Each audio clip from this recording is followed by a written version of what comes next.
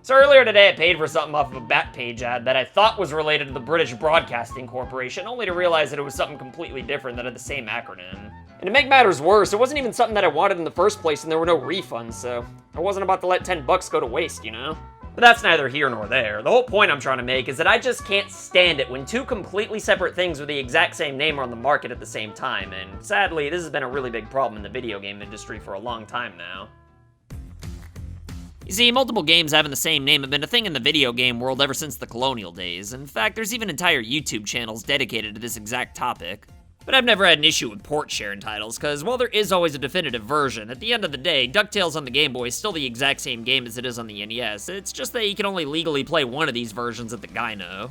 However, due to hardware limitations, sometimes entirely new games need to be made from scratch, and I've never understood why so many of these games would keep the exact same name. I mean, sure, you and I know that 64 games can't just be copy and pasted over to the Game Boy, but that butthole Santa sure as frig didn't know, which led to a lot of disappointed children in first world countries on Christmas. The nerve of that monster. But in addition to hardware limitations, sometimes legal issues that result in multiple versions of the same game being made, with the prime example being Disney's Aladdin. You see, Sega secured the publishing rights from Disney to make an Aladdin game. However, Capcom already had the license to make Disney games for Nintendo consoles, so then they were all like, no! Then Capcom decided to go ahead and make an entirely different version of Aladdin for the Super Entertainment System of Nintendo. Both games are pretty good in their own right, but more people typically prefer the Genesis version, although it really comes down to whether you prefer platforming on the Super Nintendo or action on the Genesis. There's also a third Aladdin game on the Master System and Game Gear, because apparently copy and pasting from the Genesis was impossible. As confusing as the situation with Aladdin may have been, though, there really was just no avoiding it due to all the legal issues, so it's actually quite different from most other games that share the same name. For the most part, though, there's always going to be tons of movie and TV-based games that share the same names, because whenever a movie's made, it's pretty much a given that they're going to try to slap the name on as many games for as many different platforms as possible, sometimes even long after the source material's relevant anymore. So I'm not going to go over any more licensed games, because then we're going to be here all day, but I will say, though, that Ghostbusters on the Wii and DS really was something, wasn't it? I mean, I've never actually played either of these versions, but I did watch some gameplay of the DS version, and I can tell you right now that this definitely isn't the same thing that I played on the Xbox 360. Come to think of it, who the hell would actually go through the trouble of playing the DS version of this game and uploading it to YouTube? Like, don't get me wrong, I'm glad that they did it, but I just can't understand how Lord Megawin would look at every video game that's ever been made in human history and say, nope, I'm choosing Ghostbusters on the Nintendo DS. Whatever, more power to you. But going back to my point about how it must be impossible to copy and paste games from the Genesis to the Master System and Game Gear, though, two more interesting titles that were remade from the ground up while keeping the same name were the first two Sonic the Hedgehog games. I guess this is due to the lack of a blast processing modulator, but the first game's actually a pretty solid platformer in its own right, while the other's a straight-up wiener full of cheap difficulty and unplayable hang glider mechanics. There was also the infamous Sonic the Hedgehog that was made in 2006 that fans took it upon themselves to unofficially rename Sonic 06, but that wasn't a remake or a reboot or anything like that. It was just more of an issue of Sega giving it a dumb name. Not know about you, but I think it's pretty funny that someone who was on the clock got paid to choose that title and other people who were also being paid approved of it. Dorks. Sega wouldn't stop there when it comes to dumb names, though, because later on they'd go on to make Sonic Colors, Generations, and Lost World for home consoles, but then for some reason have completely different games on the DS and 3DS that share the same titles. And like, I kinda get it for Sonic Generations, since it had the exact same gimmick as the console version, where you'd play through reimagined classic stages, and the ones that were chosen for the 3DS version were classic stages that didn't make the cut in the console version, so, you know, that is kinda cool, I guess. But I don't know, I always kind of felt bad for the developer Dimps, though, because they used to let them make cool original Sonic titles for portable consoles, but then their later games always kind of felt like the watered-down versions of their console counterparts because they shared the same names. Like, Sonic Colors on the DS is pretty much the third Sonic Rush game, but most people never gave it a chance because they always viewed it as the poor man's version. And for the most part, that is kind of what these games were. Hell, even Sonic Boom knew to differentiate the 3DS versions by giving them subtitles. I mean, they still weren't very good, but they were at least better than the Wii U version that nobody wanted to begin with.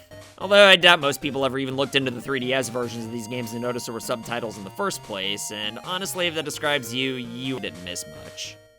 The Mega Man titles on the Game Boy were pretty confusing outside of Japan, because over there they were considered to be a part of their own separate series called Rockman World, but everywhere else it was just Mega Man 1 through 5, even though these weren't the same games as the ones on the NES that they shared titles with. Capcom did at least have the decency to add the subtitle Dr. Wily's Revenge of the first one, but that almost makes it worse that they started differentiating them, only to say, meh, who cares. The first four games had combined bosses from two different Mega Man games that were on the NES, but the stages were all made from the ground up and the physics are considerably different and slower. Plus, the fifth game's completely original with 8 new Robot Masters that you can't find anywhere else, which is why the game's expensive as frig in the aftermarket. I don't know why the dingus localization teams consciously decided to make these games come off as inferior even though they were original, but I'm sure they'll have eternity to explain why in hell, or at least purgatory anyway. All I know is that they ain't getting into heaven as long as I'm friends with Jesus. Even though the Mega Man Game Boy games were only a translation issue though, there were still plenty of other handheld games that lived in the shadows of their console counterparts. For instance, Tomb Raider came out for the Game Boy Color in 2000 after like 50 of them were made for the PS1. Like, even if they were somehow able to port the first game to the Game Boy Color exactly the way it was, it'd still kind of been old news anyway, which is kind of all the more reason to give a new game made from scratch an original title. They did come to their senses and add a subtitle to the sequel though, so better late than never, I guess. But like, Capcom actually tried porting the original Resident Evil to the Game Boy Color and came way closer to pulling it off than they had any right to. Just imagine if they put the same effort into finding a renewable energy source. At the end of the day, Capcom couldn't cross the finish line for whatever reason, so they instead decided to make a brand new Game Boy Color game from scratch. But instead of just calling it Resident Evil like Tomb Raider had the audacity to, they at least added the word Gaiden to the title, and then boom, it was its own thing. I know I probably shouldn't talk about Resident Evil Gaiden in this video since it's got a different name, but that's just how I think all these other third parties should have gone about bringing their franchises to the Game Boy. Instead, we got the Game Boy Color version of Perfect Dark that's most certainly not a first-person shooter. Maybe this would have followed down the Tomb Raider path and had an original title for a handheld sequel, but I guess we'll never know since Microsoft snatched Rare up from the above-average sized inn.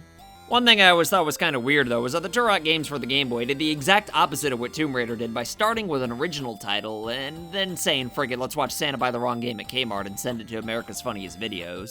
We're gonna send this to, let's send this to America's Funniest Video. Sports games like Madden, Tony Hawk, and even friggin' Razor Freestyle Scooter were probably the worst offenders of them all by having completely different versions spread out between consoles, handhelds, and, well, sometimes even the Wii. For example, Tony Hawk's Pro Skater 2 was 3D on consoles, 2D on the Game Boy Color, and I guess 2.5D on the Game Boy Advance. And all the other sports games that were made annually usually had separate versions that were made from the ground up on all the different platforms as well. The only non-sports franchise I could think of that did the same thing were the Call of Duty games. Duty. Ooh, never gets old. Laugh. Obviously the console versions are the ones that everybody wanted, but the DS games were pretty unique thanks to the gimmicks you can get on that handheld. Wii versions had some gimmickry going on too, I can't believe that's actually a word, but other than the controls and watered down visuals, these were still the same games as the ones you could find on the bad boy consoles. As far as the DS versions were concerned though, the folks at N-Space, no relation to MySpace, did put a lot of effort into them, and they actually turned out pretty good for what they were. Normally that'd be a good thing, but to be honest, I'm a little disappointed because I kinda thought I'd win a Mark Twain award for calling these versions Call of Duty, but I kinda can't do that now. It was cool that 2 of the Call of Duty games on the DS added subtitles to let you know that they were their own original games rather than just watered-down ports, though. Man, they're still probably not as good as the watered-down ports on the Wii, let alone the real games that you could find at any Circuit City for like $2 these days. But overall, naming most of the Call of Duty games on the DS the same thing as their console overlords isn't nearly as offensive as some of the Game Boy Color games, because at least these always shared the same stories and retained all 3 dimensions, so they were still in fact a part of the same genre. But picking on sports games and Call of Duty for giving all these separate games the exact same name kinda feels like criticizing my neighbor Terry for taking a dump on my stoop. Like, yeah, it sucks, but did you really expect more from him?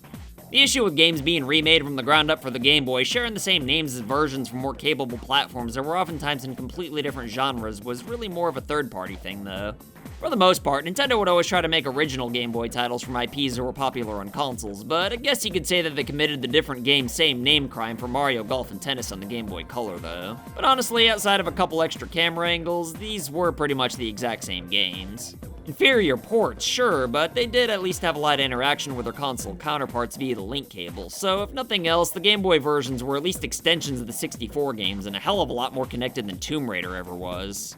I guess all I'm really trying to say is that I never really understood the idea of giving 2 completely different games, usually made by entirely separate people, the same names. The only thing I could really think of is that it was meant to trick people. Like, I know that it worked on confused parents and small children who didn't know any better, but today I realized just how bad it could literally suck to buy one thing and get something totally different from what you expected. So at the end of the day, is it really worth it for companies in the long term to get accidental money right now if it's just gonna disappoint the customers right after? I mean, I'm pretty sure most of us realized which versions of these games would be the inferior ones that had to be remade from the ground up. So rather than making games on weaker hardware feel like they were unnecessary or didn't matter, I always thought it was pretty cool when they'd add a subtitle to them so they'd at least stand out and feel unique, you know? I mean, maybe this is just me, but when a franchise makes a game for weaker hardware and admits up front that it's going for something totally different, then not only is it less scummy, but personally, I'm much more willing to check it out and give it a chance if I've already got the real version. And if all you got's the weaker hardware, then it's not like you have a choice anyway, so what's the point in trying to trick you, you know? But then again, I suppose you could make a ton of money if you exaggerate your product a little bit, so maybe I shouldn't have been so judgmental from that smelly, heavyset senior citizen from the Backpage ad.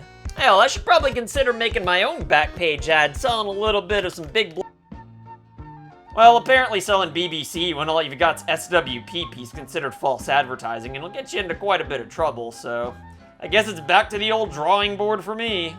Later.